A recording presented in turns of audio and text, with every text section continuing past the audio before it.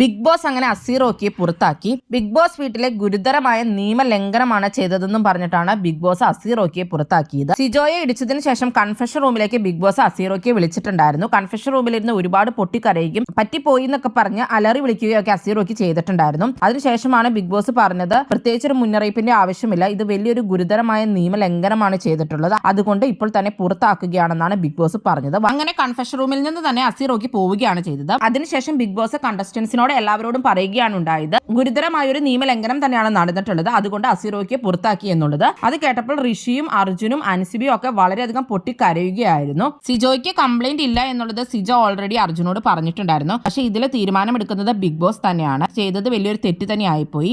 Sijo provoke ചെയ്തിട്ടാണ് അസീറോയ്ക്ക് അടിച്ചെന്നുള്ള രീതിയിൽ അൻസിബ അവിടെ പറയും. സിജോ അത് കേൾക്കുകയൊക്കെ ചെയ്യുന്നുണ്ട്. പലരും അങ്ങനെ പറയുന്നത് ശരിയാണ്, സിജോ പ്രവോക്ക് ചെയ്യുകയൊക്കെ ചെയ്തിട്ടുണ്ട്. പക്ഷെ അത് ഗെയിമിന്റെ ഒരു പാർട്ടാണ്. അത് തന്നെയാണ് ഈ ഗെയിമും. ഇതൊരു സർവൈവൽ ഗെയിമാണ്. എന്തൊക്കെ പ്രവോക്ക് ആയി എന്ന് പറഞ്ഞിട്ടുണ്ടെങ്കിലും ഒരാൾ അടിക്കാൻ പാടില്ലായിരുന്നു. എന്തായാലും റോക്കിയെ ബിഗ് ബോസ് പുറത്താക്കി.